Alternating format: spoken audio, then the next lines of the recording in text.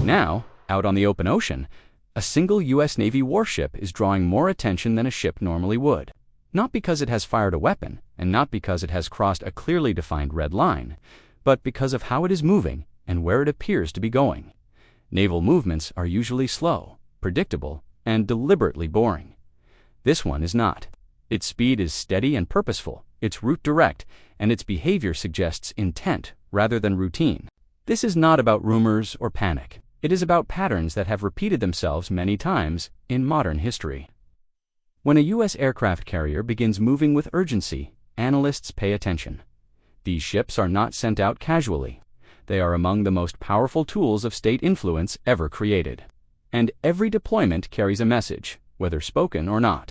An aircraft carrier is not just a ship. It is a floating city, a mobile airbase, and a command center all rolled into one. Nuclear-powered and capable of operating for decades without refueling.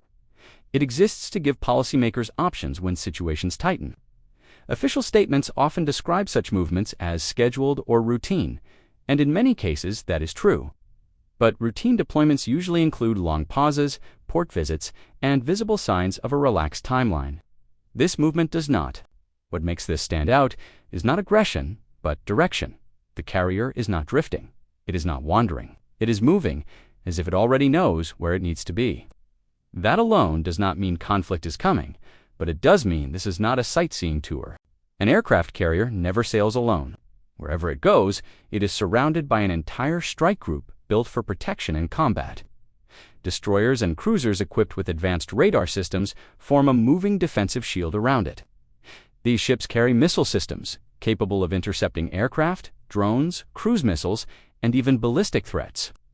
Beneath the surface, submarines are almost certainly present, unseen but assumed. On board the carrier itself is a full air wing. Fighter jets capable of long-range strikes, electronic warfare aircraft designed to jam and confuse enemy sensors, airborne command planes coordinating operations in real time, and support aircraft keeping everything in the air. In total, it represents a small but extremely capable air force that can be repositioned anywhere on the planet without warning. This kind of force is not assembled for comfort. It is built for operating near hostile environments where threats are expected, not hypothetical. That is why movements like this always raise questions. Even when officials insist nothing unusual is happening, the broader context matters. This carrier is moving at a time when U.S. naval forces are already operating in waters that are permanently tense. Multiple warships are on patrol, monitoring shipping lanes, conducting surveillance, and maintaining a visible presence. Allied forces are also active in the region, sometimes openly, sometimes quietly. This level of activity is not unprecedented, but the concentration is higher than usual. When forces begin stacking up like this, the risk is not firepower, it is proximity. The closer armed units operate to one another, the smaller the margin for error becomes. Radar systems track constantly, aircraft patrol overhead, small vessels maneuver nearby. Each interaction carries weight, even if nothing happens. Most of the time, professionalism keeps things under control. Signals are exchanged, distances are maintained, and everyone walks away. But history shows that naval conflicts rarely begin with grand decisions. They begin with incidents, a misread maneuver, a misidentified contact, a moment where caution loses to reaction. What adds to the tension is the operational tempo. U.S. carriers already in the region have been conducting frequent flight operations day and night. Jets launch, refuel in the air, simulate strike missions, return, rearm, and launch again. Electronic warfare aircraft practice jamming. Command planes coordinate everything overhead. This is not symbolic activity, it is readiness. Readiness shortens decision time. When forces are already in place and operating at high speed, leaders have less room to slow things down. Diplomacy moves at the pace of meetings and messages. Military systems move at the pace of seconds. When those two timelines collide, mistakes become harder to contain. Recent encounters have added to the unease. Unmanned aircraft have been intercepted. Commercial shipping has been harassed. Small fast boats have maneuvered aggressively near much larger warships. Each incident on its own can be managed and explained. Together, they suggest pressure testing rather than coincidence. Pressure testing is designed to provoke responses without triggering full escalation.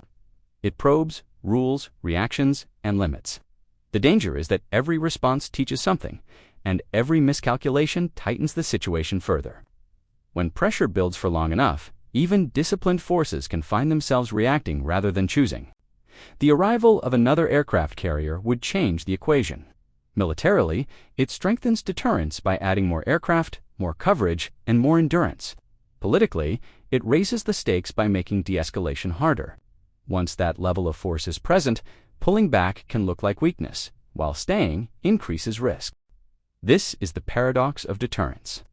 Overwhelming strength often prevents conflict, but it also creates environments where a single mistake can have outsized consequences. No one involved may want war, but intent alone does not control outcomes. Systems under pressure fail in unpredictable ways. The real concern is not whether the United States can dominate a naval fight. That question has been answered many times. The concern is whether dominance is enough to maintain stability when so many armed forces operate close together for extended periods. History offers uncomfortable lessons. Wars often begin not because someone planned them, but because situations became too tight, too fast, and too crowded with weapons. A radar lock held too long, a drone mistaken for something else. A vessel crossing an invisible boundary at the wrong moment. Right now, ships are not dispersing, they are converging. Movements are becoming denser, not lighter. That alone does not guarantee escalation, but it does increase the importance of every decision made on the water and in the air. So the question remains open. Is this buildup stabilizing the situation by deterring aggression, or is it slowly tightening a knot that will be hard to untangle? Is constant readiness keeping the peace, or is it bringing everyone closer to a moment no one wants but few could stop once it starts? This story is still unfolding. What happens next will depend less on power and more on judgment. And in environments like this, judgment is tested every single day.